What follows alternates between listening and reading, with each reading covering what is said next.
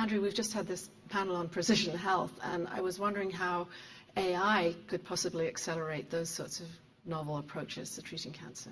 Sure. So, the goal of precision health is really to understand in great detail the characteristics of a particular patient's disease, and then to enable the right treatment to be selected for their disease. And AI can help in a few ways. One is enabling us to learn from every patient in the past. So we can generate features and learn about the complexity as input of what are the characteristics of a patient's disease, from their genomics to quantitative information from pathology, other family and clinical history, what treatment did they receive, and what was their outcome.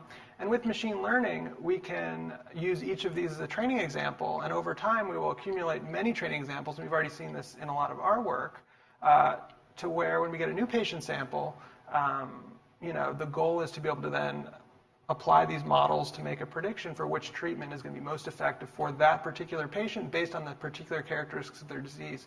So we think to do precision medicine effectively and scalably, it really needs to be learning over time from data, and machine learning is sort of the core technology that enables learning from more and more examples. The tech health sector is so big and so sprawling. I'd love you each just to give me an idea of what you think the next big thing is, not necessarily in your own field or your own company, but what would you like to see? We've got a couple of minutes, so maybe.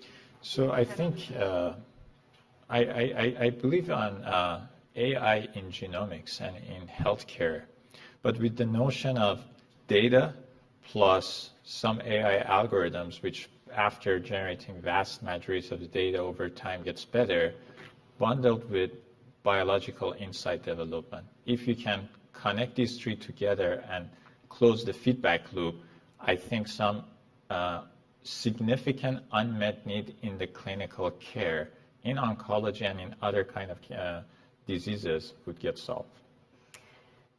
I think that every patient that comes into Dana-Farber or any other cancer center should come in with their disease, and we should know immediately what treatment they should get.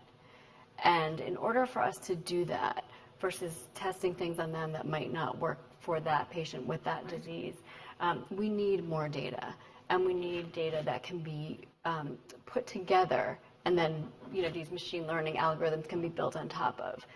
And so I do see a future where when all of the data that we have at Dana-Farber and across all these other cancer institutions comes together, and we can learn from it and predict which patient should get which treatment without having to try one thing, try another thing. And we only can do that by understanding their genomics.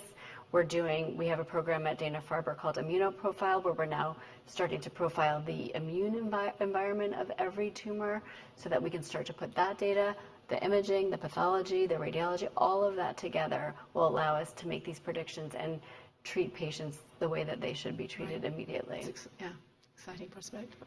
Yeah, and just to kind of reiterate this, I think one of the major challenges and opportunities over the next 5 or 10 years is first using these technologies scalably in clinical research. I think we're only at the very beginning of even large, say, biopharma companies running clinical trials, for them to be able to integrate data across their, say, hundreds of trials and tens of therapeutic areas to really learn tremendous amounts from the great wealth of data that can be generated from pathology and from genomics and other data types. And then probably the even larger challenge, which we're only at the very beginning of, is then how do you distribute these scalably globally? And that's where the major impact is, to connect labs and hospitals around the world with, through the internet, through cloud computing, and through other platforms, with the output of all the learning we're getting from clinical research. And I think this virtuous cycle of connecting the real world to clinical research will have a tremendous impact.